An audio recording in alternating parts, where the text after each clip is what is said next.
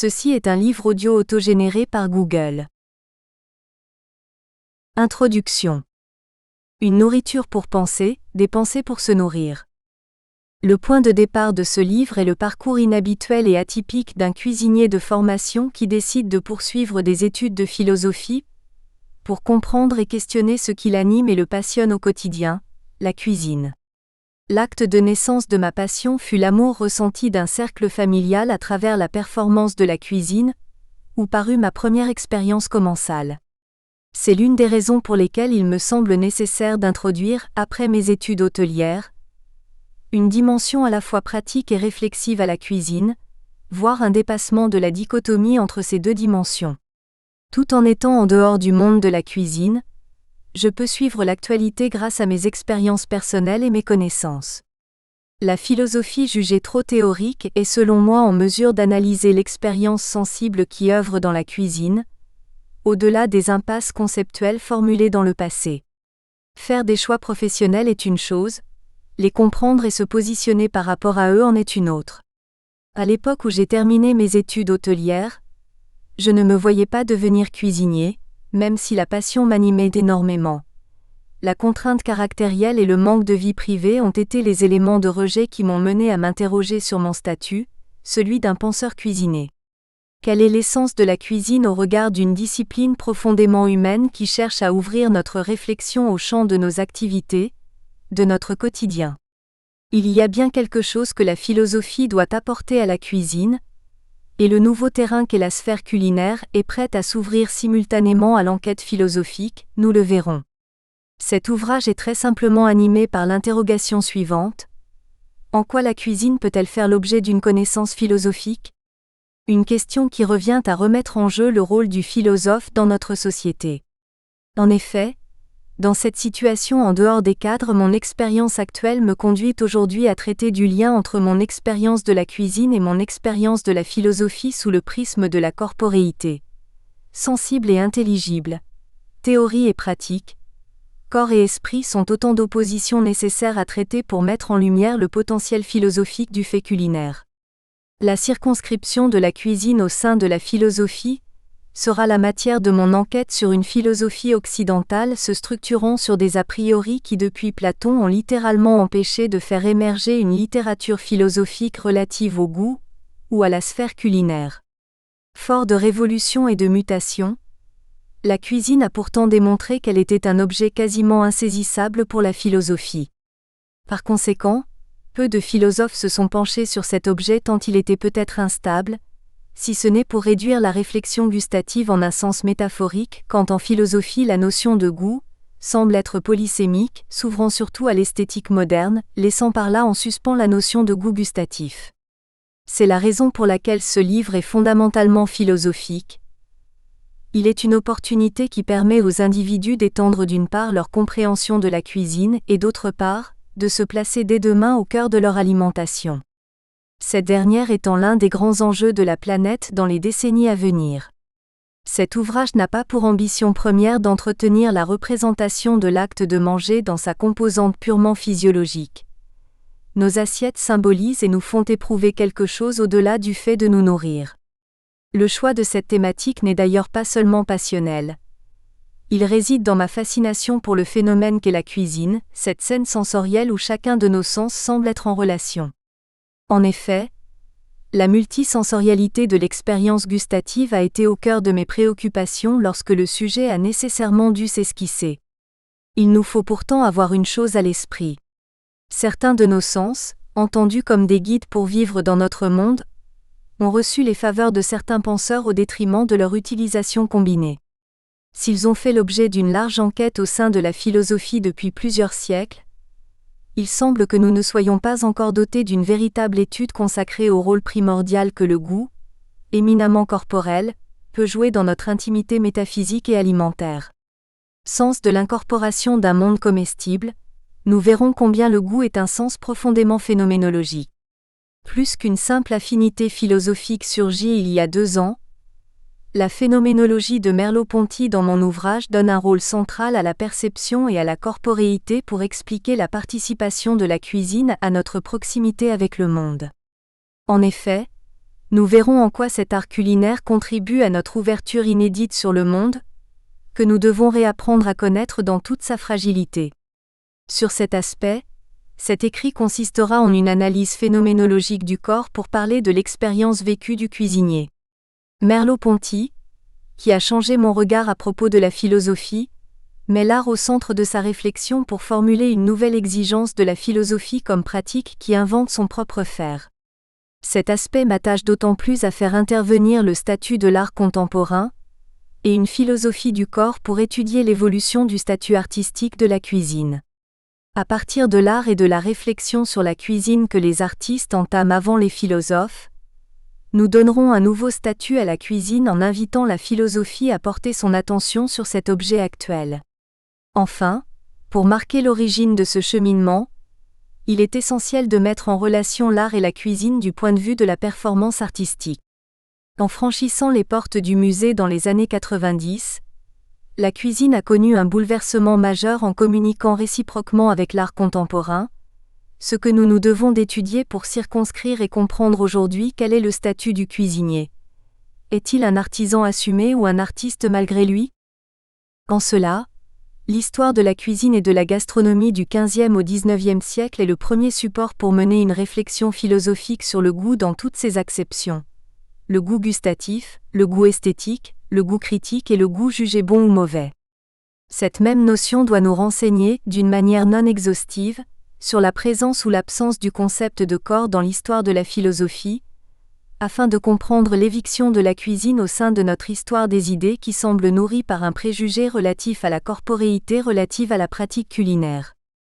À travers la polysémie de la notion de goût, cet ouvrage doit dévoiler le rôle majeur qu'a pu jouer l'esthétique kantienne dans l'élaboration d'un véritable diktat du jugement de goût au XVIIIe siècle.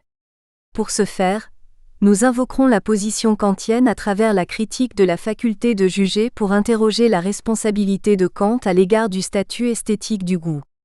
Comme une réponse à Kant, dans un sillage empirique, les essais littéraires et esthétiques de Hume doivent éclaircir les règles que peut comporter une philosophie des goûts, et par là même décrire les mécanismes de variation des goûts dans la critique elle-même. Nous nous inspirerons spécifiquement de son essai sur la norme du goût, pour concentrer toute notre attention sur le problème de la subjectivité du goût tant comme faculté de distinction que comme expérience gustative.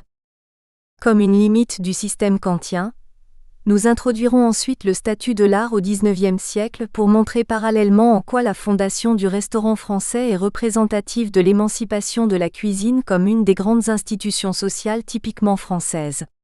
En effet, nous chercherons à démontrer que l'espace de réception qu'est le restaurant fait conjointement sortir de la sphère privée l'art et la cuisine.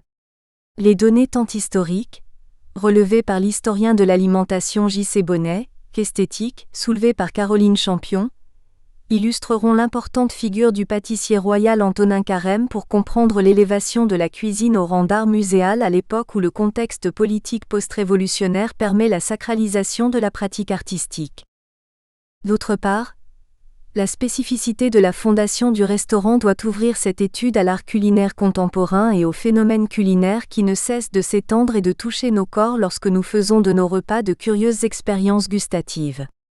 Par la suite, dans l'idée d'adopter une méthode phénoménologique, je ferai appel aux œuvres de Merleau-Ponty qui analysent le concept de corps vécu, d'ouverture au monde dans le but pour nous d'unir l'aspect théorique de la philosophie et l'aspect pratique de la cuisine. L'approche phénoménologique de Merleau-Ponty fera l'objet de toute notre attention dans un deuxième moment dédié à la représentation que le cuisinier a du monde et des produits par le biais de sa corporéité. La réflexion de Merleau-Ponty sur la dimension sensible et inachevée de l'art est essentielle pour comprendre la dimension sensible de l'acte culinaire. De fait, à travers le lien étroit que le cuisinier entretient avec le monde et la nature, nous nous demanderons s'il cherche à entrer consciemment dans le domaine de l'art à travers un processus créatif, ou si l'on lie sa pratique à une forme d'expression artistique, indépendamment de sa volonté.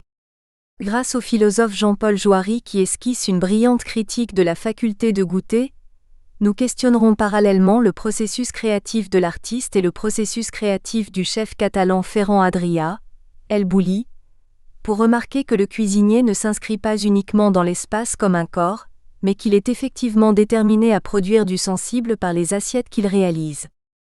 En conséquence de cela, le geste artistique du cuisinier sera mis à l'épreuve au regard de l'aspect éphémère et temporel que constituent les réalisations culinaires.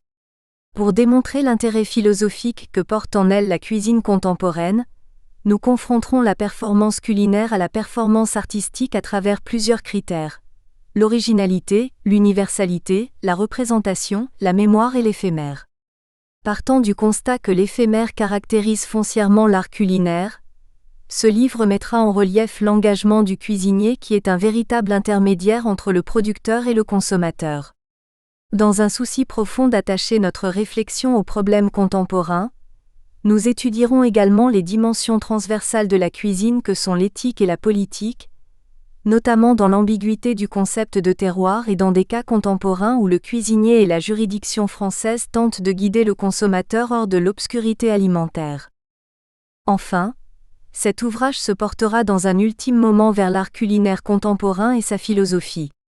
Comme une porte ouverte initiée par la réflexion phénoménologique, la pensée merleau-pontienne face à l'art guidera notre regard sur le statut troublant des cuisiniers considérés comme des artistes et des artistes considérés comme des cuisiniers. Une attitude réversible qui nous permettra d'une part de révéler partiellement le potentiel artistique de la cuisine, et d'autre part de franchir le mur de verre qui sépare les deux mondes que sont l'art et la cuisine.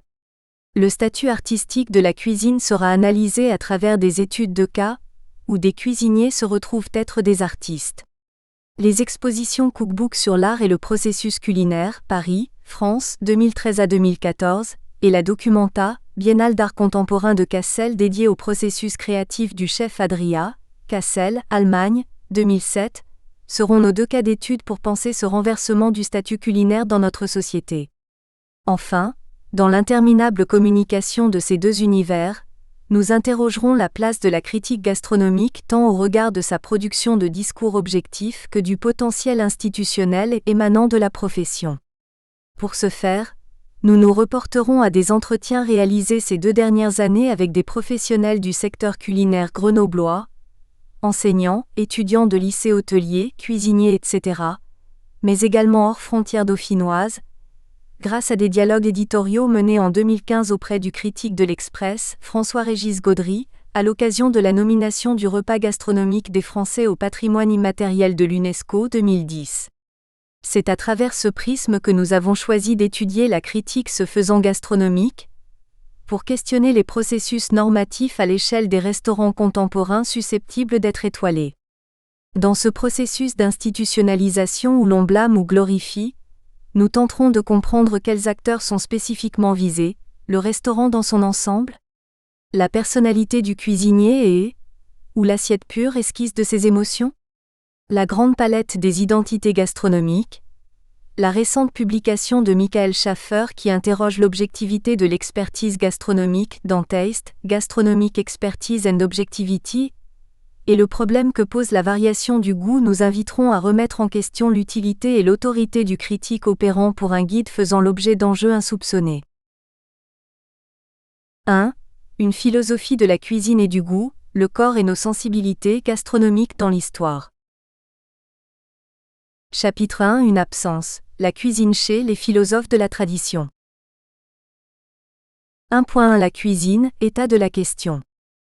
La tentative d'inscrire la cuisine au rang d'objet d'étude philosophique semblerait être entravée d'une part par la critique classique qui taxe le goût gustatif d'un indépassable subjectivisme, et d'autre part par l'existence limitée d'ouvrages à ce sujet qui témoignent ou d'une impasse conceptuelle, ou d'un manque réel d'attrait par les traditions occidentales. En réalité, nous ne pouvons pas avancer le dernier fait, il n'y a pas un manque général d'intérêt pour la cuisine. On aurait pu avancer cela avant les années 90 qui marquent un tournant décisif pour la cuisine, tant sur le plan médiatique, qui nous le verrons fait surgir une dimension éthique dans les positions du chef, que sur le plan artistique, où l'on commence à voir le cuisinier à la source d'une nouvelle forme de créativité.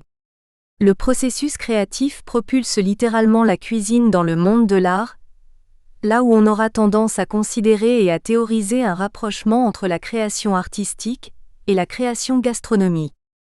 En 2007, la Documenta de Kassel, Allemagne, reconnue comme l'une des plus grandes biennales d'art contemporain du monde, invita pour la première fois de son histoire un invité qui se démarqua des 130 autres artistes présents lors de la manifestation. Nous distinguons peut-être avec prudence cet invité des autres artistes pour la bonne raison qu'il ne s'agissait ni d'un peintre, ni d'un photographe ou un sculpteur mais d'un cuisinier. Auparavant, jamais un cuisinier n'était associé à une exposition artistique ou du moins pas dans un rôle participatif et concret. En effet, on retrouve bien des témoignages d'une présence de la cuisine dans l'histoire de l'art à travers des tableaux peignant leurs conditions. Il n'en est rien dans cette démarche initiée par la Biennale allemande. À l'époque, Roger Bourgel, directeur artistique de cette manifestation, décida donc d'inviter le chef catalan Ferran Adrià officiant au restaurant El Bulli, aujourd'hui fermé.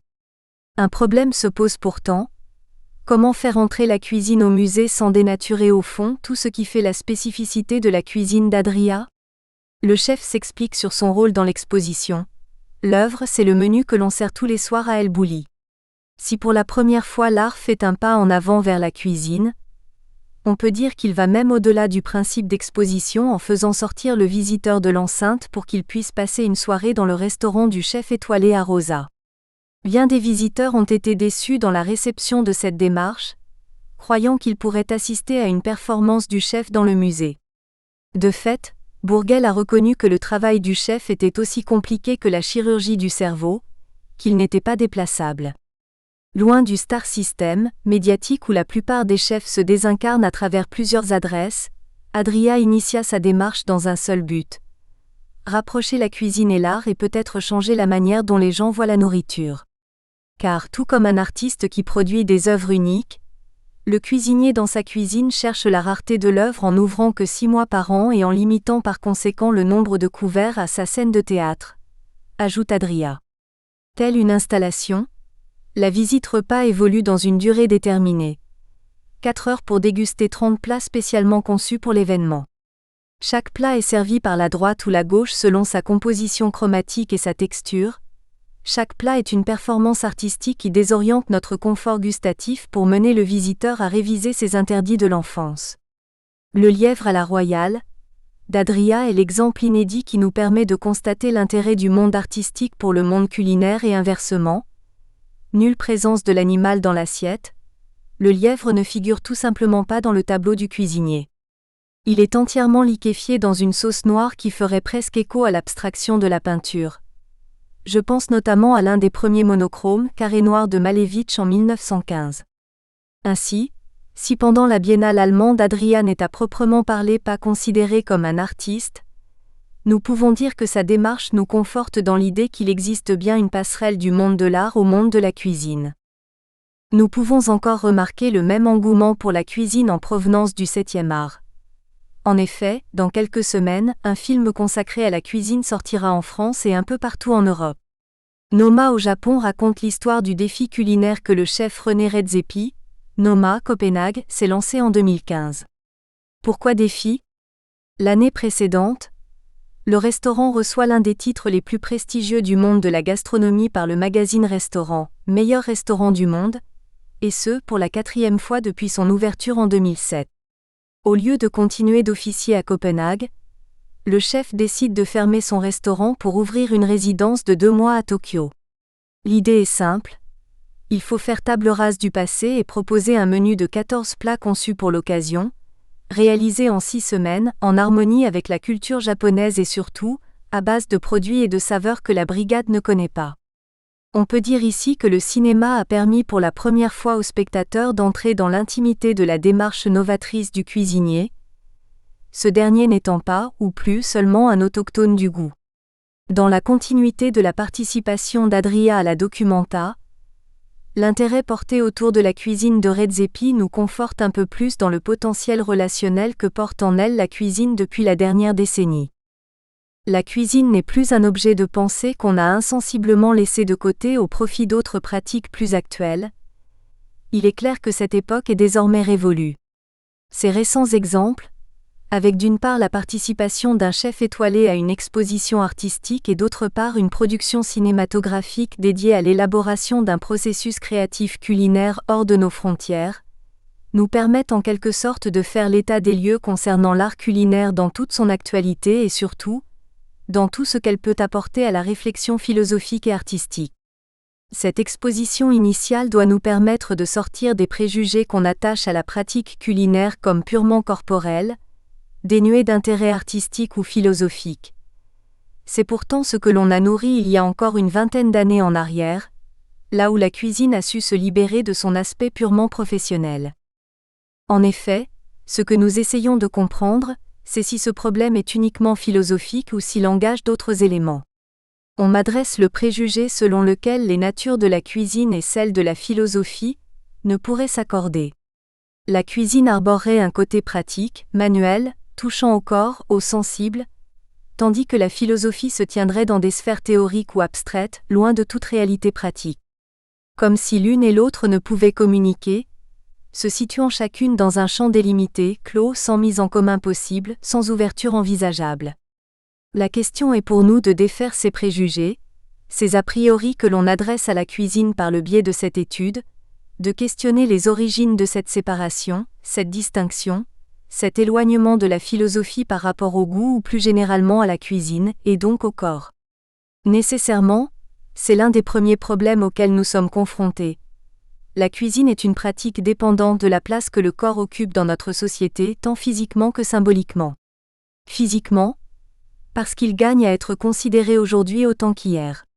Symboliquement, puisqu'il est le vecteur de nos images et des choses que nous rendons visibles ou secrètes. C'est la raison pour laquelle il nous faut tracer l'esquisse de la place du corps dans l'histoire, et peut-être même dépasser ces considérations pour entreprendre une philosophie de la cuisine. Prétendre ignorer cette place du corps serait déjà renoncer à concevoir la cuisine comme objet philosophique, puisqu'on ne chercherait pas à comprendre son omission au sein de l'histoire de la philosophie. Pourquoi n'a-t-elle la cuisine surgi qu'à titre d'exemple ou d'analogie chez nos grands auteurs, comme objet de second plan anecdotique ?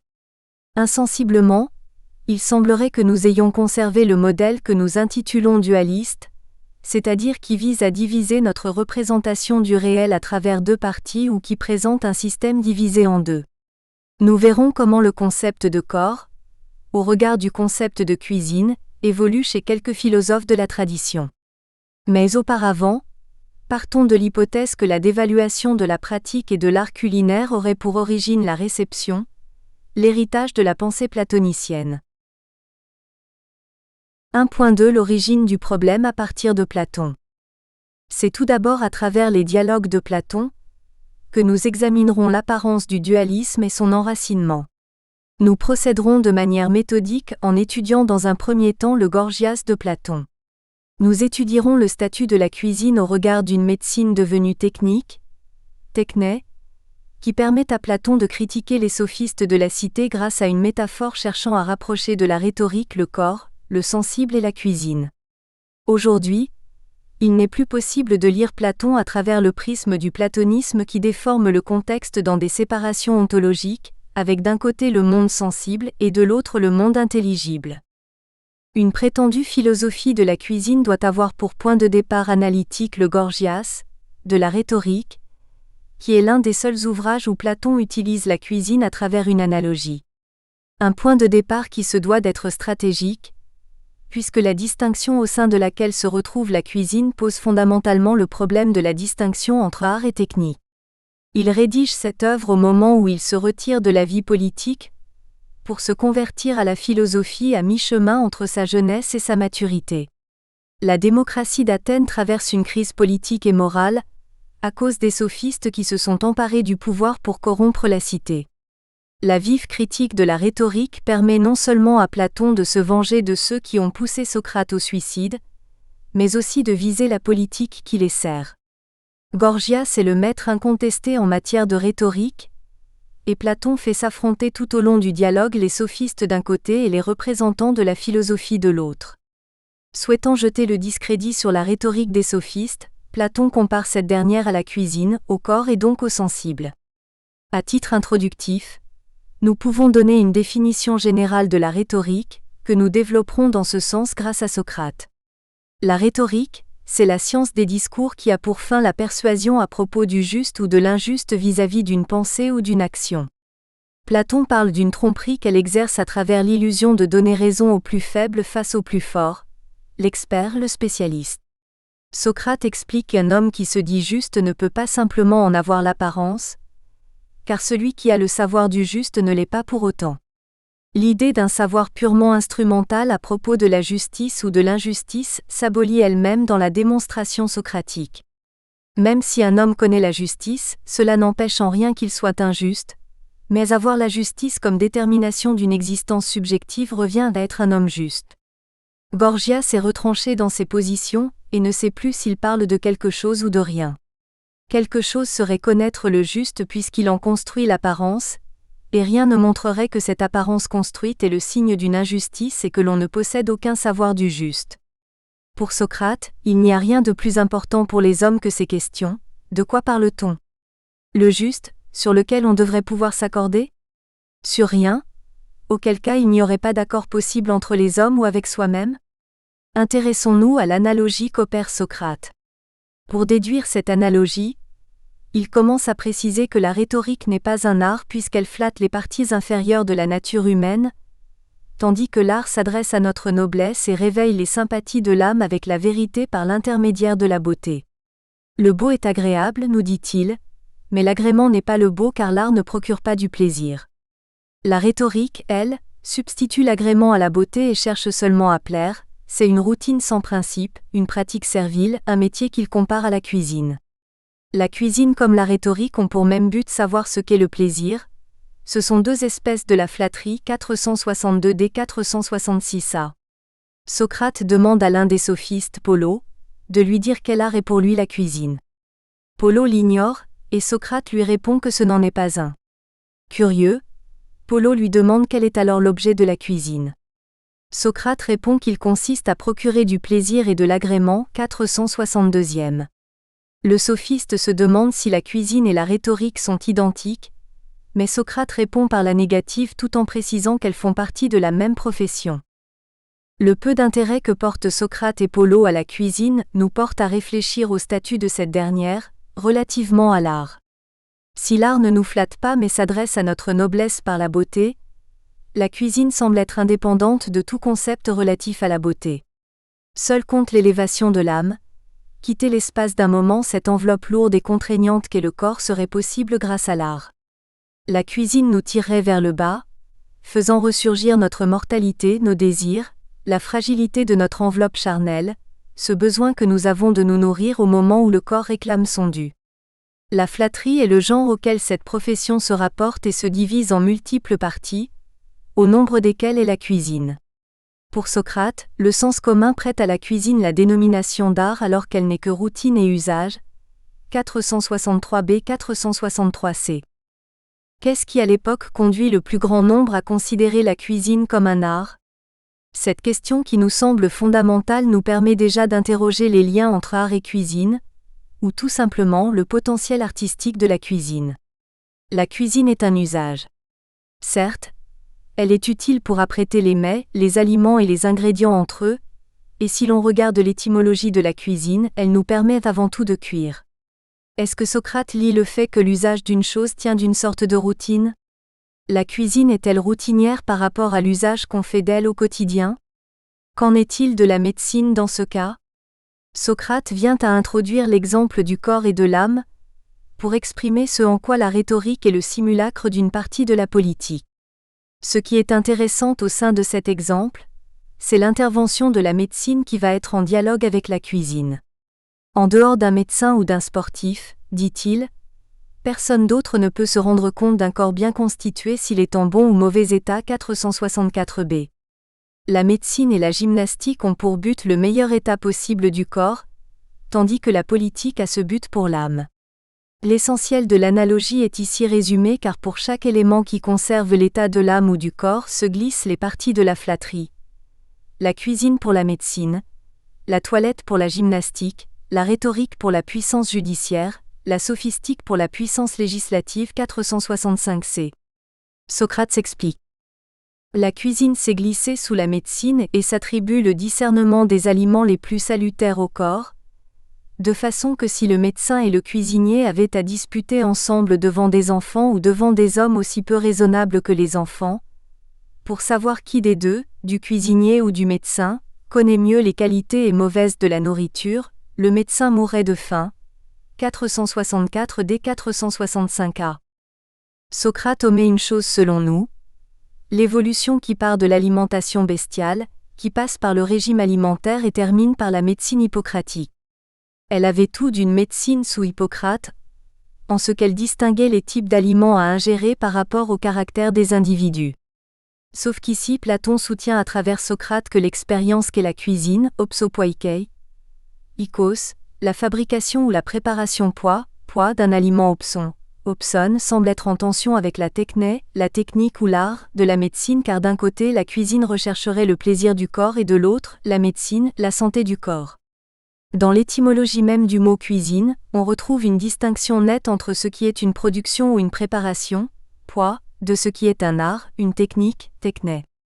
Dès lors, on observe que la cuisine est considérée non comme un art mais comme un acte producteur d'un aliment pour le corps et non pour l'âme, qui n'est pas censé être beau, mais qui doit simplement nous faire plaisir. À Socrate pourtant de conclure que la cuisine est une flatterie. Toute flatterie est chose laide qui vise l'agréable et néglige le bien. Ce qui ne fait pas de la cuisine un art puisqu'elle n'a aucun principe certain sur la nature des choses dont elle s'occupe, elle ne peut alors rendre raison de rien. 465a 465b.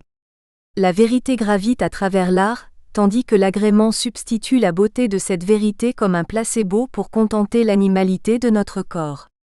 De plus, Socrate démontre la primauté de l'âme sur le corps grâce à la distinction qu'il fait entre bien et flatterie. Il explique que si l'âme ne commandait pas le corps, n'examinait pas la différence entre cuisine et médecine, alors le corps les jugerait comme agréables par le plaisir qu'elles lui procurent, mais toute chose serait confondue, et on ne pourrait distinguer ce qui est salutaire en fait de médecine et de cuisine. 465e. C'est ici même qu'apparaît l'analogie intéressante de Socrate. La rhétorique est par rapport à l'âme ce que la cuisine est par rapport au corps. 465e. Cuisine et rhétorique sont identiques, de même nature, en ce qu'elles appartiennent à la flatterie pour le corps d'une part et pour l'âme d'autre part. Le passage que nous allons étudier se réfère maintenant au sens pratique, qu'est la connaissance du bon ou du mauvais dans des activités comme la cuisine ou la médecine. Socrate dit à Calliclée qu'il y a des industries qui ne vont que jusqu'au plaisir, ne recherchent que celui-ci tout en ignorant ce qui est bon ou mauvais, alors que d'autres sont attentives au bien ou au mal. La médecine est un art, car elle a le bien pour objet à la différence de la cuisine. La cuisine est appliquée tout entière à l'apprait du plaisir, tend à ce but sans s'appuyer sur des principes, n'ayant examiné ni la nature du plaisir ni les motifs de ses opérations, pratiques et routines, tout à fait dépourvues de raison, incapable de se rendre pour ainsi dire compte de rien, simple souvenir de ce que l'on a coutume de faire, voilà comment elle procure du plaisir. 501 à 501. La cuisine se résume donc à une activité servile qui pousse le corps vers le plaisir alimentaire, et en cela, elle est un savoir-faire. Un savoir-faire qui nous indique comment préparer tel ou tel aliment pour qu'il nous procure sans doute le plus de bien et de bon. Contrairement à cette analogie, ne peut-on pas penser que la cuisine cherche le bien du corps, la santé et le plaisir des sens, le goût ? La médecine examine la nature du patient qu'elle doit soigner, c'est l'étude des causes qui justifie ce qu'elle fait. Elle peut rendre raison de ses actes et de ses gestes. La cuisine consacre au plaisir la totalité de ses soins, c'est toujours vers le plaisir qu'elle se dirige sans le moindre recours à l'art. Il n'y a pas d'examen du plaisir, de sa nature, de sa cause, de ses articulations. En effet, tout art a pour fonction de se soucier constamment de ce qui convient le mieux à l'âme et non ce qui lui fait plaisir par tous les moyens. Socrate justifie encore son propos critique avec l'exemple de la cuisine. Nous espérons que vous avez apprécié cet aperçu. Pour continuer à écouter ce livre audio sur Google Play Livres, utilisez le lien dans la description de la vidéo.